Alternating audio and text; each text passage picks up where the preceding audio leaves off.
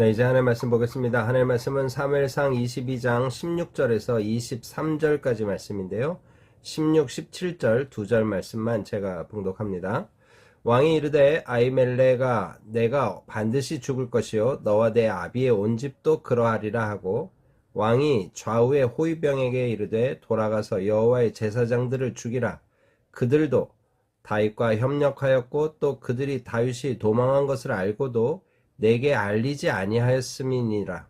하나 왕의 신하들이 손을 들어 여호와의 제사장들을 죽이기를 싫어한지라. 아멘. 예, 지금 사무엘상 22장에 들어서면서 이제 다윗이 본격적인 어떤 광야의 삶을 살기 시작하는 모습을 보게 됩니다. 자기를 따르는 400명의 연약한 자, 원통한 자, 또 빚진 자, 이런 자들, 여러분 이런 자들의 우두머리가 되어서 왕의 수업을 받고 있는 거죠. 왜 그렇습니까? 왕은 약한 자들의 편이 되어서 그들을 도와야 됩니다. 또 그들의 어떤 먹고 사는 문제들을 책임져야 됩니다. 여러분 이런 부분에 대해서 지금 다윗은 이 광야 시간을 통과하면서 왕의 수업을 지금 받고 있는 거죠. 뿐만 아니라 어떻게 하실지 하나님께서 알기까지 내가 하나님을 기다리겠다 하며 에돔 왕에게 가서 했던 말들, 이런 것들을 통해서 그가 이제 다윗이 하나님의 뜻을 기다리며 하나님의 뜻을 찾는 사람으로 변모되고 있다라는 걸 우리가 보게 되는 거죠. 여러분 이렇듯 광야 생활을 하면서 다윗은 더 믿음이 큰 사람으로 왕으로서 준비되는 모습으로 성장합니다. 그러나 22장 6절부터 이어지는 사울 임금의 모습은 전혀 다른 모습으로 변해가고 있는 거죠. 높은 지위에 있는 자신의 모습, 절대 권력을 가진 자신의 모습 때문에 자기를 성찰할 수 없는 거예요. 사울의 동네 기브아의 높은 곳에 올라가 그저 단창을 들고 또 에셀나무 나무의 아래 앉았을 때 자기 신하들이 둘러서 있는 그런 상황 속에서 그는 하늘 높은 곳에서 자기를 지켜보는 하나님을 인식할 수 없었던 거죠. 도리어 자신의 것을 지키려고 자기의 왕좌와 권력을 지키고 그것을 자기 아들에게 주려고 하는 그 이상한 탐심에, 권력욕에 그는 모든 감각을 잃어버리고 마는 거죠. 하나님의 말씀을, 이 주위 사람들을 통해 듣게 되는 하나님의 말씀을 들을 수 있는 귀가 엷어진 겁니다.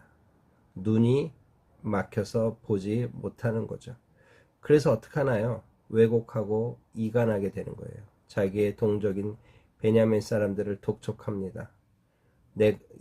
이세 아들이 너희들에게 포도주와 밭의 소산을 주겠냐, 뭐 이런 얘기 하는 거죠. 뿐만 아니라 천부장, 백부장을 삼아 주겠냐, 내가 하는 거 아니냐 하면서 자기에게 절대 충성을 할 것을 요구하고 그렇게 나가는 거죠. 뿐만 아니라 자기를 너희들이 다 공모하고 대적해서 자기를 죽이려 하고 자기에게 자기의 어떤 이 어려움을 당하는 자기를 돕지 않는다고 말하는 거예요. 눈이 감긴 거죠. 여러분 이런 상황 속에서 오늘 16절에서 23절까지 이어지는 말씀에서도 이 사울왕이 또 처절하게 무너지는 모습들을 또 한번 확인하게 됩니다. 오늘 본문의 말씀을 살펴보며 오늘 주님이 주시고자 하는 교훈을 나누고자 합니다. 왕이 이르되 아히멜렉아 내가 반드시 죽을 것이요 너와 내 아비의 온 집도 그러하리라. 여러분 지금 아히멜렉을, 제사장 아히멜렉을 잡아들입니다. 왜 그럴까요? 지금 소식을 들은 거죠. 네가 다윗에게 이 도액을 통해서 네가 다윗에게 골리앗의 칼을 주고 진설병을 준 거냐 하고 확인하는 거죠. 여러분 이런 확인 속에서 이제 이 아히멜렉이 이제 위기에 빠지게 됩니다. 그때 다윗이 뭐라고 얘기하나요? 이 사울왕이 뭐라고 얘기합니까? 좌우의 호위병에게 이르되 돌아가서 여호와의 제사장들을 죽이라. 그들도 다윗과 합력하였고 그들이 다윗이 도망한 것을 알고도 내게 알리지 않았다. 다윗에게 칼을 준 이유가 뭐겠냐? 나를 죽이려고 한 거다. 다윗이 지금 이렇게 해서 자기 곁을 도망갔다는 사실을, 자기 만났고 그리고 도망갔다는 사실을 알려주지 않은 것도 공모의 죄다 하면서 아히멜렉을 죽이라고 호위병들에게 명령을 한 겁니다. 그러나 어떻나요? 왕의 신하들이 손을 들어 여호와의 제사장들을 죽이기를 거부하는 거죠. 싫어하는 겁니다. 할 수 없는 거죠. 왜 그런가요?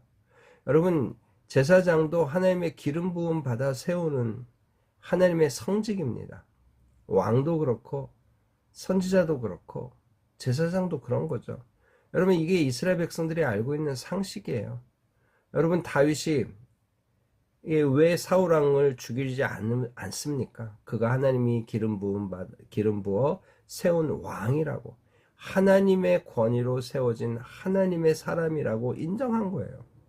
그렇듯 이스라엘 백성들이 이런 지식이 있는 거죠. 그러니까 죽일 수 없다고 머뭇거리는 겁니다. 그랬더니 이 지금 아히멜렉과 제사장들까지 죽이기를 결단하고 있는 이 왕이 명령을 내리는 거죠. 누구에게 명령을 내리겠습니까? 이방 에돔인 도액입니다. 도액에게 이르되 너는 돌아가서 제사장들을 죽이라 명령합니다. 근데 이 명령에 이 도액은 아주 서슴없이 그 명령을 실행에 옮깁니다. 돌아가서 제사장들을 쳐서 그날의 세마포 에봇 입은 자 85명을 죽였다. 85명이나 그냥 그 자리에서 죽이는 거예요. 제사장으로서 세마포 에봇을 입은 젊은 제사장, 그죠? 나이 든 제사장 포함해서 다 죽인 겁니다. 뿐만 아니라 제사장들의 성읍인 이 노베 남녀와 아이들과 젖먹는 손자들과 소와의 나귀와 양을 다 칼로 쳐 죽였어요. 마치 헤렘의 전쟁, 진멸의 전쟁을 치르듯이 레위 이 제사장 가문을 다 죽여버린 거예요. 진멸해버린 거예요. 여러분, 있을 수 없는 일이죠. 그런데 여러분, 여기서 우리가 고민할 생각거리가 있는 거예요.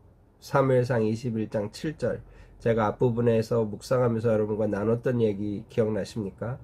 그날에 사울의 신하 한 사람이 여호와 앞에 머물러 있었는데 그는 도액이라. 예, 이 노베 성소가 있는 이곳에 이 에돔 사람 도액이 여호와 앞에 머물러 있었다는 거예요.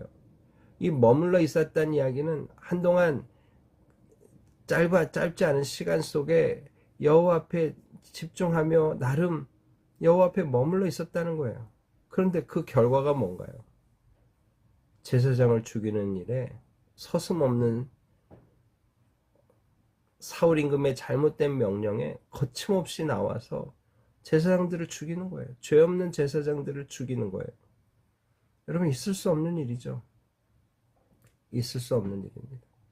여호와 앞에 머물러 있다는 이 의미는 무엇일까요? 여호와 앞에 머물러 있다는 이 의미가 무엇입니까? 시간으로 하나님 앞에 머물러 있는 시간이 오래된다고 우리의 영성이 깊어지는 건 아닙니다. 그렇다고 짧게 있다고 좋은 것도 아니죠. 짧게 있어도 된다는 뜻도 아닙니다. 포인트는 어디 있어요? 시간이 문제가 아니고 그 내용이죠. 실적인 면인 거죠.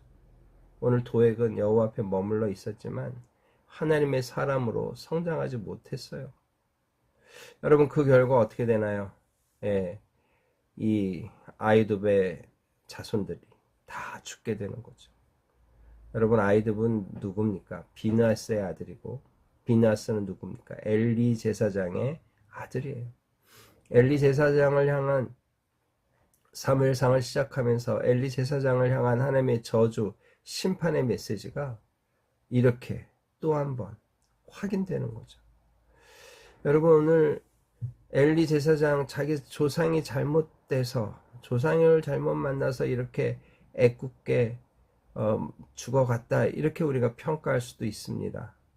그러나 여러분, 이거는 이 죽음이란 자체는 슬픈 일이요, 고통입니다만, 여러분, 오늘 이 성도의 이 제사장들이 진짜 하나님 앞에 성도라면 이 성도의 죽음을 하나님은 가벼이 여기지 않으실 겁니다. 또 이 제사장들이 진짜 제사장들이지만 하나님 앞에 온전치 못했다고 한다면 하나님의 어떤 심판이 될 수도 있겠죠. 이들의 제사장의 죽음에 대해서 우리가 왈가불가하기에는 너무 우리가 가지고 있는 정보가 부족합니다. 그러나 중요한 건 뭐예요? 엘리 제사장을 향한 하나님의 이 어떤 심판의 메시지가 성취되었다는 것이고, 또 한 가지는 이들의 죽음에 대한 평가를 우리는 잘 해야 된다는 거예요.